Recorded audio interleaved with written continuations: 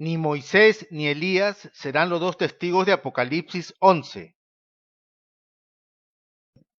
Esta presentación es un estudio bíblico que perfecciona nuestro anterior video titulado ¿Son Moisés y Elías los dos testigos de Apocalipsis 11?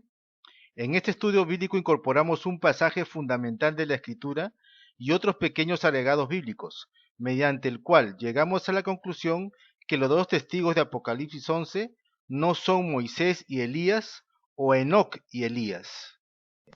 La Biblia no menciona de manera literal a los dos testigos de Apocalipsis 11. Sin embargo, los exégetas o eruditos bíblicos sostienen que los candidatos potenciales para ser los dos testigos de Apocalipsis 11 serían Moisés y Elías, o Enoc y Elías. Apocalipsis capítulo 11, versículos 3 al 12 sentencia: Y daré a mis dos testigos que profeticen por 1260 días, vestidos de cilicio. Estos testigos son los dos olivos y los dos candeleros que están en pie delante del Dios de la tierra. Si alguno quiere dañarlos, sale fuego de la boca de ellos y devora a sus enemigos. Y si alguno quiere hacerles daño, debe morir él de la misma manera. Estos tienen poder para cerrar el cielo, a fin de que no llueva en los días de su profecía, y tienen poder sobre las aguas para convertirlas en sangre, y para herir la tierra con toda plaga, cuantas veces quieran. Cuando hayan acabado su testimonio, la bestia que sube del abismo hará guerra contra ellos y los vencerá y los matará. Y sus cadáveres estarán en la plaza de la grande ciudad, que en sentido espiritual se llama Sodoma y Egipto, donde también nuestro Señor fue crucificado. Y los de los pueblos, tribus, lenguas y naciones verán sus cadáveres por 3 días y medio, y no permitirán que sean sepultados. Y los moradores de la tierra se regocijarán sobre ellos y se alegrarán, y se enviarán regalos unos a otros, porque estos dos profetas habían atormentado a los moradores de la tierra. Pero después de 3 días y medio, entró en ellos el espíritu de vida, enviado por Dios, y se levantaron sobre sus pies, y cayó gran temor sobre los que los vieron. Y oyeron una gran voz del cielo que les decía: Subid acá. Y subieron al cielo en una nube, y sus enemigos los vieron. El candelabro o menorá es un elemento sagrado que estaba en el templo judío dentro del lugar santo, según lo vemos en Éxodo capítulo 25 versículos 31 al 40 y Hebreos capítulo 9 versículo 2, el cual consta de 7 brazos. Dicho candelabro simboliza la luz eterna de Dios. El olivo simboliza la unción poderosa del Espíritu Santo, según lo vemos en Éxodo capítulo 29 versículo 7, Primera de Juan capítulo 2 versículo 27 y Primera de Samuel capítulo 16 versículo 13.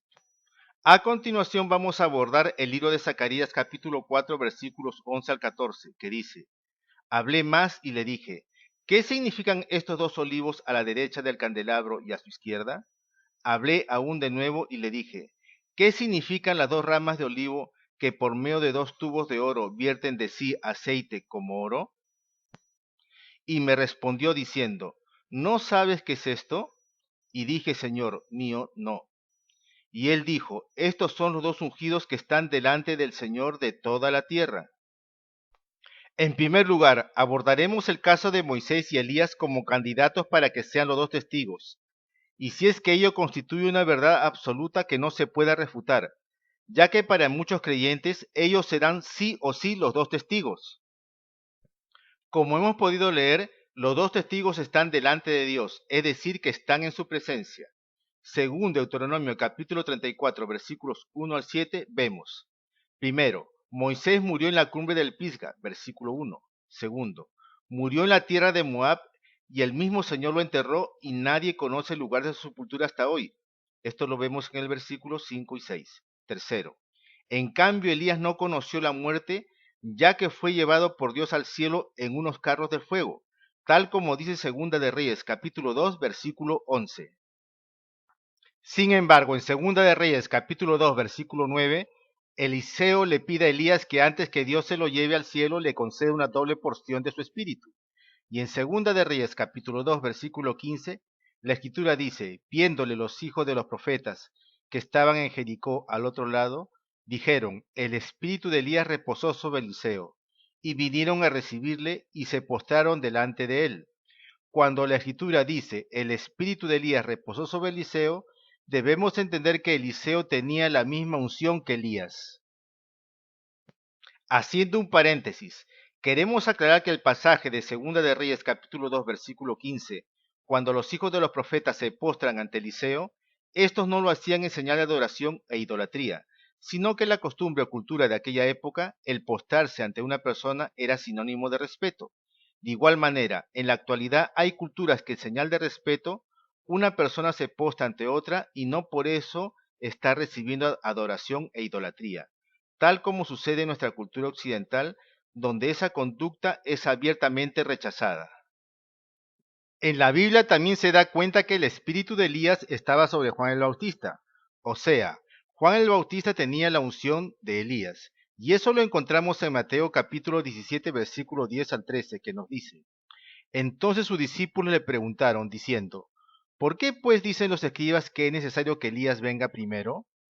Respondiendo Jesús les dijo: A la verdad Elías viene primero y restaurará todas las cosas. Mas os digo que Elías ya vino y no le conocieron, sino que hicieron con él todo lo que quisieron. Así también el Hijo del Hombre padecerá de ellos. Entonces los discípulos comprendieron que les había hablado de Juan el Bautista. Hay que resaltar el hecho de que durante el ministerio de Juan el Bautista, a pesar que tenía el espíritu de Elías, no hizo señales tales como cerrar los cielos para que no haya lluvia, ni hizo descender fuego. Esto lo podemos corroborar en el Evangelio de Juan capítulo 10, versículo 41 y 42, que dice: Y muchos venían a él y decían: Juan a la verdad ninguna señal hizo, pero todo lo que Juan dijo de éste, o sea, lo que dijo acerca de Jesucristo, era verdad. Y muchos creyeron en él allí. Más adelante volveremos a citar acerca de que el espíritu de Elías estaba en Eliseo y Juan el Bautista. Por todo lo expuesto hasta aquí, se concluye que Moisés está en el cielo por muerte natural, y Elías está allí porque fue arrebatado a la morada del Dios vivo. En la interpretación acerca de que Elías y Moisés sean los dos testigos, encontramos un gran problema en el caso de Moisés, ya que él murió, y la Biblia dice en Hebreos capítulo 9, versículo 27, y de la manera que está establecido para los hombres que mueran una sola vez, y después de esto, el juicio. En consecuencia, Moisés no podría regresar otra vez a la tierra y morir nuevamente a manos del anticristo, porque de ser eso cierto, se estaría violando la escritura que dice que está establecido que los hombres mueren una sola vez y después de esto el juicio. Y sabemos que Dios no puede negarse o contradecirse a sí mismo, tal como dice 2 de Timoteo capítulo 2 versículo 13, y esto es confirmado por Números capítulo 23 versículo 19, que sostiene: Dios no es hombre para que mienta, ni hijo de hombre para que se arrepienta. Él dijo y no hará, habló y no lo ejecutará. En ese sentido, la Biblia sostiene que los únicos que no murieron fueron Enoc y Elías, y también da a entender que en el arrebatamiento, según Primera de Tesalonicenses capítulo 4, versículo 13 al 18 y Primera de Corintios capítulo 15, versículos 50 al 53, muchos creyentes que estarán vivos hasta ese acontecimiento y que estén como las vírgenes prudentes, serán arrebatados al cielo sin conocer la muerte, con cuerpos incorruptibles o transformados. Luego viene la tribulación de 7 años, y es allí cuando se manifiesta el ministerio de los dos testigos. Y como volvemos a repetir, los únicos que no murieron fueron Enoc y Elías. Y como la escritura dice que los hombres mueren una sola vez y después viene el juicio, es por eso que la otra interpretación bíblica que sostienen los eruditos, que tampoco puede decirse que sea la verdad absoluta, sería que Elías y Enoc tendrían que regresar a la tierra para ser asesinados a manos del anticristo, y así dar cumplimiento a la escritura de Hebreos 9:27, que nos dice que todo hombre muere una sola vez y luego viene el juicio. Sin embargo, esta segunda interpretación o exégesis bíblica de los eruditos tiene otro gran problema, que a continuación se desarrollará. Cuando Enoc y Elías fueron arrebatados al cielo, estando biológicamente vivos, ¿tuvieron que ser transformados sus cuerpos terrenales en cuerpos espirituales incorruptibles? Dejemos que responda la Biblia. Escrito está en 1 capítulo 15, versículo 50. Por esto digo, hermanos, que la carne y la sangre no pueden heredar el reino de Dios, ni la corrupción hereda la incorrupción. Y en 1 Corintios 15, versículo 40, y hay cuerpos celestiales y cuerpos terrenales, pero una es la gloria de los celestiales y otra la de los terrenales. Es evidente que tanto Enoc y Elías fueron arrebatados al cielo con cuerpos glorificados o transformados. De lo contrario, si eso no hubiera ocurrido, sus cuerpos terrenales no hubieran soportado estar en la presencia de Dios y hubieran quedado muertos en el acto, tal como sostiene las Escrituras en Éxodo capítulo 33 versículo 20 y segunda de Samuel capítulo 6 versículos 6 y 7. Como dijimos anteriormente, hay un gran problema con la interpretación exegética de los eruditos de que los dos testigos sean Enoc y Elías, porque Apocalipsis capítulo 11 versículos 7 y 8 dice que el anticristo los asesinará y sus cuerpos serán exhibidos públicamente sin ser enterrados en el lugar donde fue crucificado Jesucristo, es decir, en Jerusalén, y pasado 3 días y medio serán resucitados por Dios. Si Enoc y Elías fueran los dos testigos que regresarían del cielo con un cuerpo glorificado e incorruptible, ¿tiene sentido que ellos vayan a morir a manos del anticristo, teniendo un cuerpo incorruptible y eterno? Pues es imposible que Elías y Enoc puedan morir a manos del anticristo, ya que tienen un cuerpo inmortal. Es evidente que esta posición de que Elías y Enoc sean los dos testigos de Apocalipsis pierde fuerza, y tampoco pueden ser considerada como una interpretación que tenga la verdad absoluta. Alguien podría argumentar que Elías y Enoc podrían regresar a la tierra teniendo el mismo tipo de nacimiento que Jesucristo, es decir, que el Espíritu Santo podría hacerlos nacer nuevamente en el vientre de una mujer, lo cual implicaría que ellos tendrían que nacer sin pecado, y eso, mis amados, es antibíblico, porque estaría violando lo que dice la Biblia en Romanos capítulo 3, versículo 23, que sentencia: por cuanto todos los hombres pecaron y están destituidos de la gloria de Dios. Solo Jesucristo fue concebido sin pecado y ningún ser humano puede tener semejante concepción libre del pecado adánico. Asimismo, en Romanos capítulo 11, versículo 11 al 24, las Sagradas Escrituras dan cuenta en el versículo 11 que por la desobediencia de Israel, que representa el libro natural, la salvación ha venido a los gentiles para provocar a celos a los judíos. Los versículos 17 y 24 de Romanos 11 hablan del olivo silvestre, el cual aluden a los creyentes gentiles, y también vuelve a hablar del olivo natural, o buen olivo, que alude a los judíos. En los versículos 17, 19 y 24, la Escritura dice que los creyentes gentiles fueron injertados en el olivo natural, o sea, el buen olivo, que es el pueblo judío, y dieron como resultado el olivo silvestre. También la Escritura en Romanos capítulo 11, versículo 25 al 27 promete que Israel como nación será restaurado y será salvo. Pero ¿cuándo será esa restauración? Dejemos que la Biblia responda en Zacarías capítulo 12, versículo 10. Y derramaré sobre la casa de David y sobre los moradores de Jerusalén espíritu de gracia y de oración. Y mirarán a mí a quien traspasaron, y llorarán como se llora por hijo unigénito, afligiéndose por él como quien se aflige por el primogénito.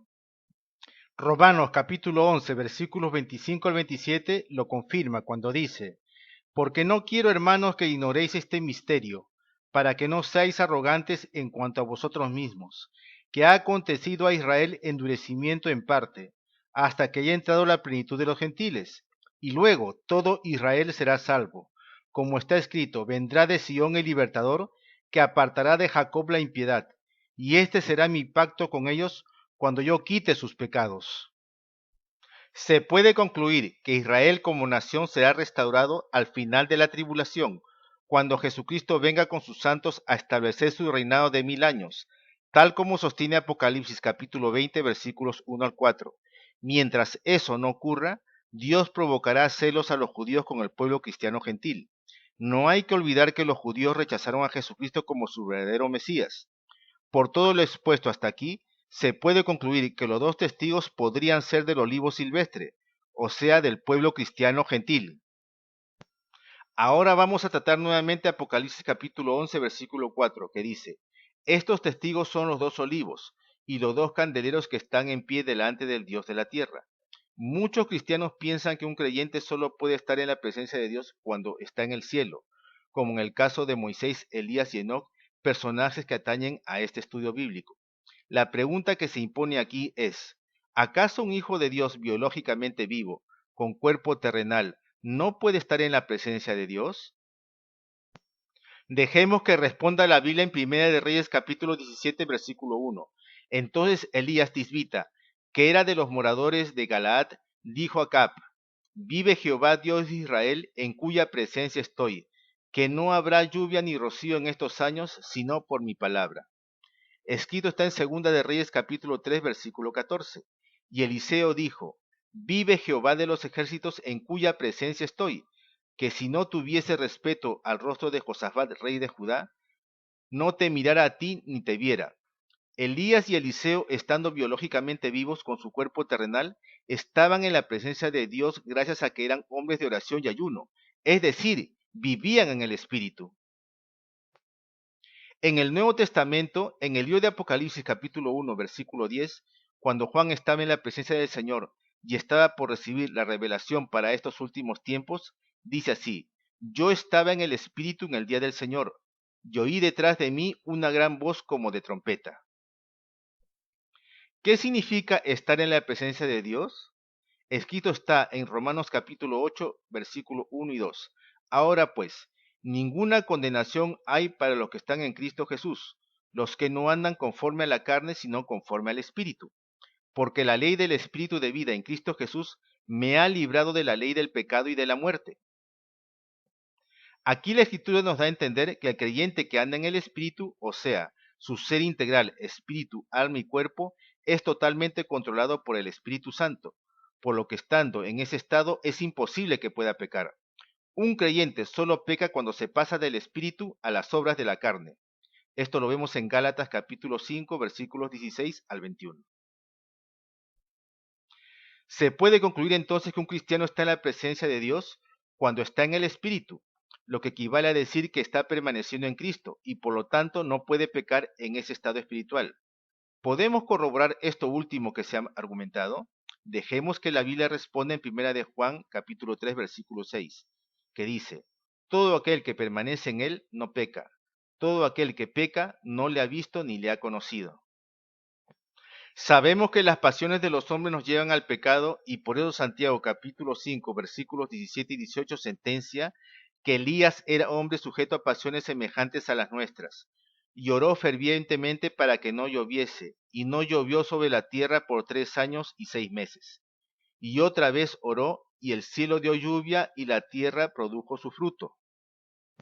Mis amados, por todo lo expuesto hasta aquí, los dos testigos podrían ser del pueblo cristiano gentil, por lo que pueden estar en la presencia de Dios como dos olivos, silvestres o injertados, claro está, tal como señala Apocalipsis capítulo 11, versículo 4. Y los tales también pueden tener pasiones como las tenía Elías y cualquiera de nosotros que somos pecadores. Anteriormente habíamos citado que la Biblia registra que el espíritu de Elías estaba en el profeta Eliseo, según lo vemos en Segunda de Reyes capítulo 2 versículo 15, y en Juan el Bautista, según vemos en Mateo capítulo 17 versículos de 10 al 13, que cuando ambos recibieron ese espíritu se encontraban biológicamente vivos. Eso quiere decir que es muy probable que el espíritu de Elías, o sea, la misma unción de Elías, esté en uno de los testigos de Apocalipsis 11, los cuales provendrían del pueblo cristiano gentil, quienes estarán biológicamente vivos, por lo que ellos serían de la iglesia de Jesucristo.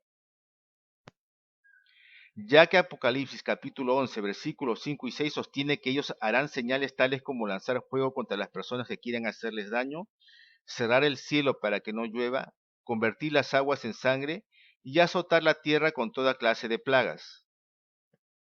De otro lado, en virtud de que estos dos testigos que saldrían de la iglesia de Jesucristo, o sea, el pueblo cristiano gentil, tendrían un cuerpo terrenal y no cuerpos glorificados e incorruptibles, como es el caso de Moisés, Elías y Enoc, por lo que en este caso se cumpliría perfectamente lo que afirma Apocalipsis capítulo 11, versículos 7 al 9, que nos dice que el anticristo matará a los dos testigos y no los enterrarán, por lo que serán exhibidos públicamente por 3 días y medio, pasados los cuales serán resucitados por Dios.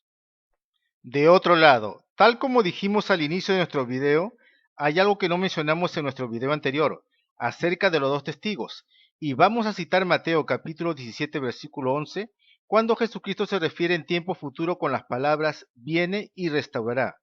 acerca de un Elías por venir y dice así: respondiendo Jesús les dijo: a la verdad Elías viene primero y restaurará todas las cosas. Ese Elías futuro que viene y restaurará todas las cosas, ¿a quién se estará refiriendo? Ahora bien, en Mateo capítulo 17, versículos 12 y 13, la escritura dice: mas os digo que Elías ya vino, y no le conocieron, sino que hicieron con él todo lo que quisieron. Así también el Hijo del Hombre padecerá de ellos. Entonces los discípulos comprendieron que les había hablado de Juan el Bautista. Fíjese cómo en el versículo 12 Jesucristo habla en tiempo pasado con la palabra ya vino, refiriéndose a Juan el Bautista. Por lo tanto, podemos concluir que en el versículo 11 Jesucristo está hablando en futuro de un Elías que viene y que restaurará todas las cosas. Y en el versículo 12 Jesucristo está hablando en tiempo pasado acerca de un Elías que ya vino, y por eso en el versículo 13 la escritura aclara que es Juan el Bautista. Ahora bien, muchos dicen que ese futuro Elías por venir sería Jesucristo. Dejemos que la Biblia responda y aclare si eso es cierto. Escrito está en Mateo capítulo 16 versículos 13 al 16, que dice: viniendo Jesús a la región de Cesarea de Filipo, preguntó a sus discípulos diciendo: ¿quién dicen los hombres que es el Hijo del Hombre? Ellos dijeron: unos Juan el Bautista, otros Elías, y otros Jeremías, o alguno de los profetas. Él les dijo: ¿vosotros quién decís que soy yo? Respondiendo Simón Pedro dijo: tú eres el Cristo, el Hijo del Dios viviente. La respuesta es contundente. El futuro Elías por venir no es Jesucristo. En consecuencia, ese futuro Elías que viene es uno de los testigos de Apocalipsis 11, que tendrá la misma unción del profeta Elías, el mismo que saldrá de la iglesia de Jesucristo y que tendrá su ministerio durante la tribulación. También queremos agregar este pasaje fundamental de la Escritura descrita en Juan capítulo 3, versículo 13, el cual reafirma aún más el hecho que los dos testigos no serán Moisés o Elías, o Enoc y Elías. El pasaje bíblico en mención a la letra dice: nadie subió al cielo sino el que descendió del cielo, el Hijo del Hombre que está en el cielo. La palabra sino en dicho pasaje bíblico mencionado significa excepto, según consta en el diccionario de esta dirección electrónica que mostramos a continuación. Entonces podríamos reemplazar el texto bíblico del siguiente modo: nadie subió al cielo excepto el que descendió del cielo, el Hijo del Hombre que está en el cielo. Eso quiere decir que Jesucristo fue el único ser en la tierra que descendió del cielo, cuando fue engendrado por el Espíritu Santo en el vientre de María, y luego, al resucitar, ascendió al cielo. En otras palabras, ningún ser humano puede ascender al cielo y descender del mismo, pues solo Jesucristo tiene ese privilegio. En el caso de Elías y Enoc, ambos ascendieron al cielo cuando fueron arrebatados, pero ellos no pueden descender del cielo, o sea, estar presentes como testigos durante la tribulación, ya que iría contra la palabra de Dios descrita en Juan capítulo 3 versículo 13, que hemos citado anteriormente. La pregunta que se impone aquí es: ¿se encuentran entre nosotros los dos testigos con su respectivo cuerpo físico en carne, aun cuando sus respectivos ministerios empiecen recién en la tribulación? Para responder a esa pregunta, vamos a citar Mateo capítulo 24, versículo 32 al 36, cuando Jesucristo habla de su segunda venida visible a la tierra, donde todo ojo le verá, y dice así: de la higuera aprended la parábola: cuando ya su rama está tierna y brotan las hojas, sabéis que el verano está cerca. Así también vosotros, cuando veáis todas estas cosas, conoced que está cerca a las puertas. De cierto os digo que no pasará esta generación hasta que todo esto acontezca. El cielo y la tierra pasarán, pero mis palabras no pasarán. Pero del día y la hora nadie sabe, ni aun los ángeles de los cielos, sino solo mi Padre. Jesús dijo en el Evangelio de Mateo capítulo 24, versículo 3 al 26, las señales que habría en la tierra como un presagio de su segunda venida, tales como guerras y rumores de guerras, pestes, hambres y terremotos en diferentes lugares, la aparición de falsos cristos y todo eso constituiría principio de dolores. Vamos a escudriñar a la luz de la Biblia cada uno de los versículos de Mateo capítulo 24, versículos 32 al 36, citados anteriormente. Jesús dijo en el versículo 32, de la higuera aprended de la parábola. Cuando ya su rama está tierna y brotan las hojas, sabéis que el verano está cerca. En la Biblia, cuando habla de la higuera, ¿a quién se está refiriendo? La respuesta es Israel. Y vamos a citar el libro del profeta Oseas, capítulo 9, versículo 10, que dice, como uvas en el desierto hallé a Israel, como la fruta temprana de la higuera, en su principio vi a vuestros padres. Ellos acudieron a Baal peor, se apartaron para vergüenza y se hicieron abominables como aquello que amaron.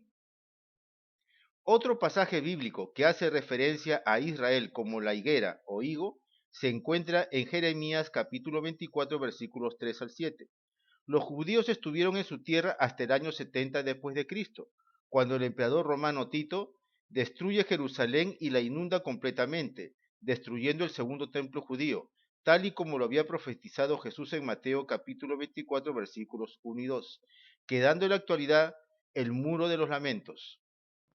Desde el año 70 después de Cristo, a raíz de la invasión del emperador Tito a Israel, se produce la diáspora o dispersión del pueblo judío por todo el mundo, y desde entonces el pueblo hebreo habitó disperso en varios países del mundo. Es el 16 de mayo de 1948 que florece o retoña Israel cuando por mandato de las Naciones Unidas se crea el Estado de Israel, y como sostienen las escrituras de allí en adelante, nadie lo sacará de su tierra. De todo lo que hemos expuesto hasta el momento y retomando nuevamente Mateo capítulo 24 versículo 32 que dice, de la higuera aprended la parábola, cuando ya su rama está tierna y brotan las hojas, sabéis que el verano está cerca. Podemos concluir que A. La higuera es Israel. B.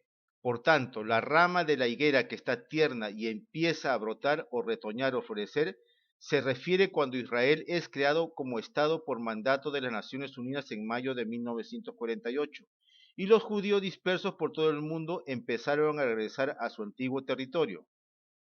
C. La frase "sabéis que el verano está cerca" indica una estación del año que todo ser humano debe reconocer. Del mismo modo, la creación del Estado de Israel es algo fundamental para reconocer la segunda venida de Cristo. D. El punto anterior se clarificará con el pasaje de Mateo capítulo 24 versículo 33 que dice, así también vosotros, cuando veáis todas estas cosas, conoced que está cerca a las puertas. En Mateo capítulo 24, en el cual se hace referencia a las pestes, hambres, terremotos, guerras y rumores de guerras, falsos cristos y falsos profetas, aumento exponencial de la maldad, aparición de la abominación desoladora, que es la imagen del anticristo en el templo judío a ser reconstruido, la higuera que florece, o sea, la fundación del Estado de Israel. Por todo ello, Jesucristo dijo en Mateo capítulo 24, versículo 33, que cuando veamos estas cosas está a las puertas o cercana a la segunda venida de Cristo. En Mateo capítulo 24, versículo 34, Jesús hace una precisión respecto a su segunda venida, la cual debe ser tomada como marco referencial y no como una fecha exacta, ya que sería antibíblico hacerlo. Y la precisión dice así, de cierto os digo que no pasará esta generación hasta que todo esto acontezca. El Salmo capítulo 90, versículo 10 nos dice, ¿cuántos años dura una generación? Y lo citamos textualmente. Los días de nuestra edad son 70 años, y si los más robustos son 80 años. Con todo, su fortaleza es molestia y trabajo. Si el Estado de Israel fue fundado en mayo de 1948, y obteniendo como dato que según el Salmo capítulo 90, versículo 10, una generación dura entre 70 y 80 años, podemos establecer como marco referencial que de ninguna manera es una fecha exacta, lo cual sería antibíblico hacerlo, que la segunda venida de nuestro Señor Jesucristo de manera visible a la tierra, donde todo ojo le verá, estaría en el rango de los años 2018 al 2028. Para llegar a ese resultado, solo hay que sumar el año de 1948 a los años que corresponden a una generación, que son 70 y 80 años respectivamente. Recalcamos que no estamos fijando una fecha exacta de la segunda venida de Cristo, solo estamos fijando un marco referencial o indicio razonable basándonos estrictamente en el Evangelio. Lo que sí podemos concluir es que la generación que nació cuando fue creado el Estado de Israel en 1948 será testigo presencial cuando Jesucristo venga por segunda vez a la tierra y establezca un gobierno mundial de 1000 años, según sostiene Apocalipsis capítulo 20, versículo 4. Ahora bien, ¿cómo podríamos determinar el tiempo máximo en que podría aparecer el anticristo? Según el libro de Daniel capítulo 9 versículo 27 nos dice que él hará un pacto con los judíos por 7 años, y a la mitad del pacto, o sea, a los 3 años y medio, rompe su alianza con ellos, entra al tercer templo de Salomón reconstruido, hace cesar el rito de los sacrificios y ofrendas, se hace adorar y se constituye una imagen para que le rindan culto.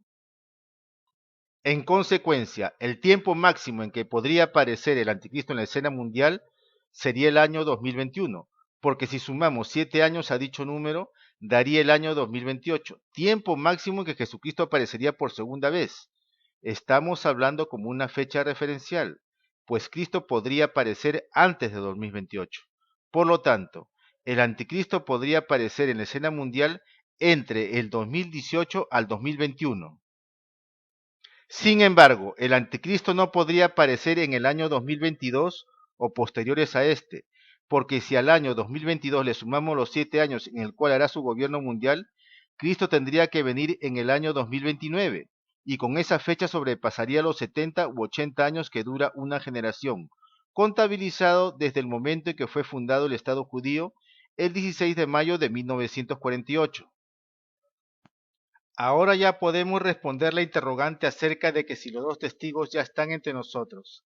Y efectivamente, por todo lo desarrollado hasta aquí, ellos ya están entre nosotros con un cuerpo de carne, y su ministerio empezará apenas ocurre el rapto de los creyentes en Cristo, y será durante la tribulación, donde harán señales tales como arrojar fuego de sus bocas a todo aquel que quiera hacerles daño, o cerrar el cielo para que no llueva, convertir el agua en sangre o mandar plagas cuantas veces ellos quieran, según lo dice Apocalipsis capítulo 11 versículos 5 y 6.